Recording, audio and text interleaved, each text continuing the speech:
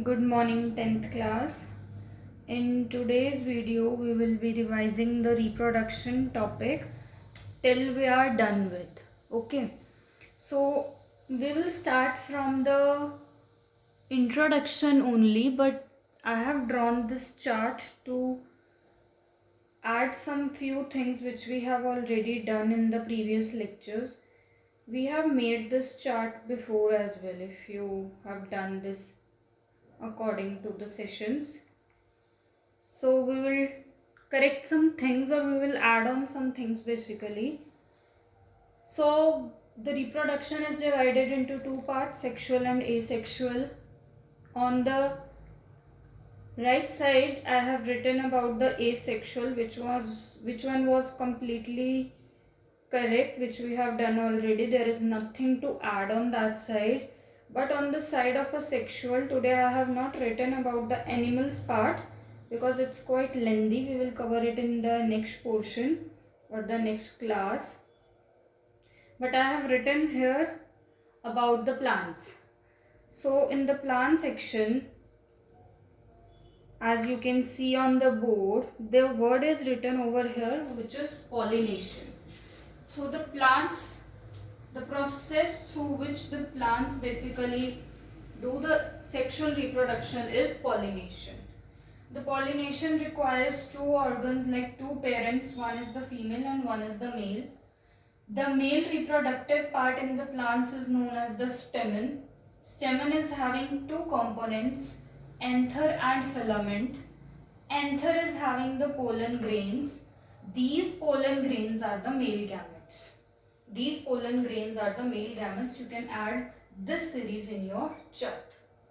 On the female side, the complete female organ is known as pistil, which is having three portions: stigma, style and ovary. Stigma is the starting, style is the middle tube, ovary is the end. We will do this with the diagram as well.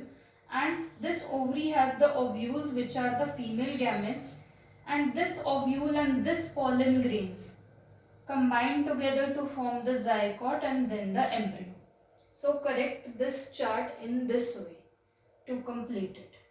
Okay, so now I will be starting with the introduction only. I have made this just to let you know about the some addition in the previous topic.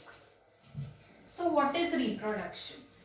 Reproduction is basically producing more living species, producing more living species of particular type. It could be plants, it could be animals, any living species. Producing them in more, for what? To increasing their population.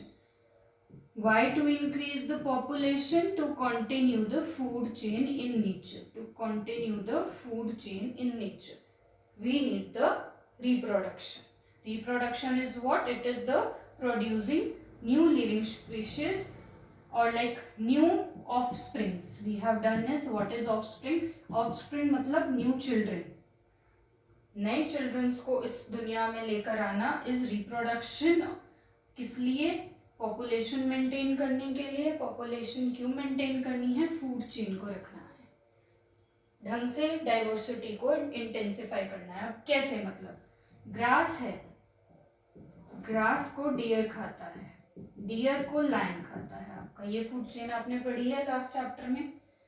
अगर dear reproduce करना बंद कर दे, dear की population ना increase हो, तो एक time के बाद लायंस के लिए खाना नहीं बचेगा. डियर्स तो गए, लायंस भी गए, ग्रास बहुत ज्यादा इंक्रीज हो जाएगी लैंड पे, ग्रास को खाने के लिए कोई नहीं बचेगा. ऐसे पूरी की पूरी लाइफ साइकिल जो है वो अफेक्ट हो जाएगी. तो कंप्लीट लाइफ साइकिल को मेंटेन करने के लिए रिप्रोडक्शन जरूरी है. कंप्लीट लाइफ साइकिल को मेंटेन करने के लिए रिप्रोडक्शन जरूरी है. नाउ द क्वेश्चन इज, जो ऑफस्प्रिंग आपके प्रोड्यूस होते हैं, क्या वो पेरेंट जैसे सेम होते हैं? Are they same as their parents? The answer is no. There is some kind of variations. Variations होनी ज़रूरी है। वेरिएशंस होनी क्यों ज़रूरी है? ताकि जो न्यू एनवायरनमेंट चेंज आ रहे हैं उसमें आपकी अडेप्टेशंस बन सके, आप उसमें अडेप्ट कर सके, तो ये चेंजेस ज़रूरी हैं। हर ऑर्गेनिज्म ये चेंजेस शो नहीं करता, मतलब जो एसेक्सुअल वाले हैं उनमें ये चेंजेस नहीं होते, उनमें ये चेंजेस, ये वेरिएशंस बहुत कम होती हैं, बट जो वेरिएशंस मोस्टली दिखते हैं वो सेक्सुअल में दिखते हैं। ठीक है, अभी सेक्सुअल एसेक्सुअल को करेंगे। अब ये जो आपके ट्रेड्स हैं, मतलब ये जो क्वालिटीज हैं जो पेरेंट्स और ऑफस्प्रिंग की सेम होती हैं, ये किसकी वजह से सेम होती हैं? ये सेम होती हैं डीएनए की वजह से। डीऑक्सीराइबोज न्यूक्लिक एसिड जो आपकी बॉडी के सेल के न्यूक्लियस में थ्रेड लाइक स्ट्रक्चर प्रेजेंट है, उसकी वजह से। ये जो डीएनए है ये किसी भी पेरेंट के अंदर, किसी भी ऑर्गेनिज्म के अंदर इन ट्रेट्स को कैरी करता है। Traits like the colour of the eyes lens, the texture of the skin, the way how they like the voice, sometimes the looks, even these kind of things. But behaviour आपका trait नहीं है, behaviour trait नहीं हो सकता, behaviour change हो सकता है इंसान का टाइम टू टाइम। तो इन ट्रेट्स को सेम कौन करता है या ट्रांसफर कौन करता है एक जनरेशन से दूसरी जनरेशन में? डीएनए करता है। वेरिएशंस सेक्सुअल में होती हैं, एसेक्सुअल में नहीं होती। तो हमने स्टार्टिंग में ही देख लिया रिप्रोडक्शन के 2 टाइप्स हैं, that is sexual and asexual. अब इनमें डिफरेंस क्या है?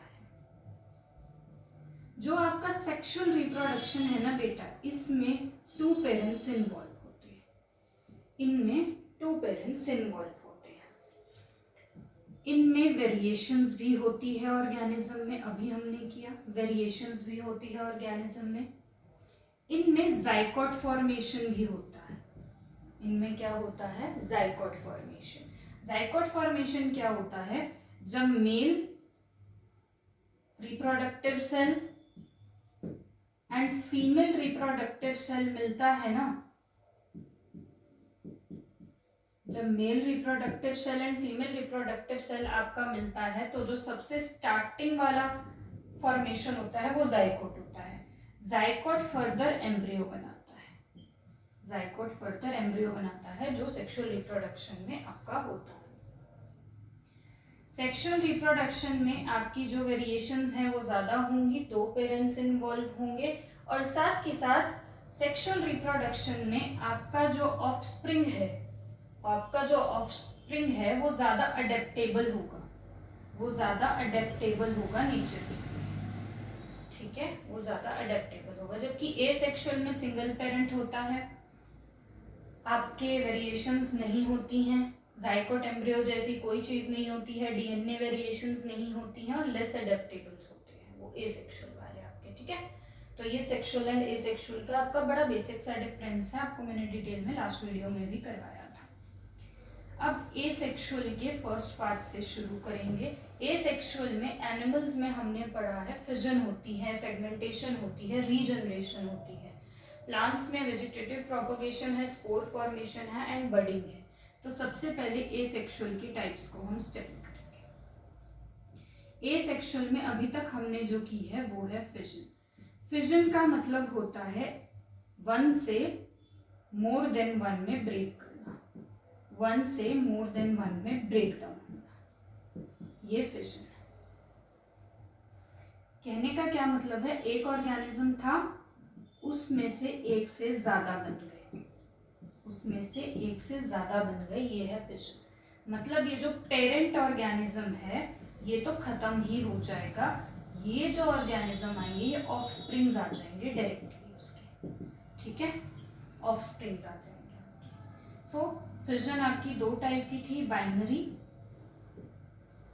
And your multiple fission. Binary and multiple. Binary नाम से ही क्लियर है, 1 से 2 आ जाएंगे, एक ऑर्गेनिज्म से सिर्फ 2 ऑर्गेनिज्म आएंगे, और मल्टीपल में 1 से आपके बहुत सारे आ जाएंगे।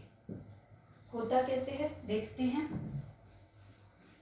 बाइनरी फिजन जो आपका ऑब्जर्व होता है वो होता है अमीबा में। बाइनरी फिजन जो आपका ऑब्जर्व होता है वो होता है आपका अमीबा में। अमीबा यूनिसेलुलर है, बीच में न्यूक्लियस। जब अमीबा मैच्योर हो जाएगा, अपने लाइफस्टाइल में थोड़ा बड़ा होना शुरू हो जाएगा, तो अमीबा की ब्रेकडाउन होनी धीरे धीरे शुरू हो जाएगी। तो धीरे धीरे क्या होगा, अमीबा का जो स्ट्रक्चर है वो इलोंगेटेड होना शुरू हो जाएगा, साथ में ये न्यूक्लियस भी इलोंगेटेड हो जाएगा। फिर धीरे धीरे ये दो पोर्शंस में डिवाइड होना शुरू हो जाएगा और फाइनली ये दो अलग अलग ऑर्गेनिजम्स फॉर्म कर देगा। ये है आपका binary fission in amoeba. Multiple fission किसमें ऑब्जर्व होता है? मल्टीपल फिजन ऑब्जर्व होता है प्लाज्मोडियम में। किसमें? प्लाज्मोडियम में। ऐसे ही यूनिसेलुलर है और एक ऑर्गेनिज्म से छोटे छोटे बहुत सारे ऑर्गेनिज्म प्रोड्यूस होंगे।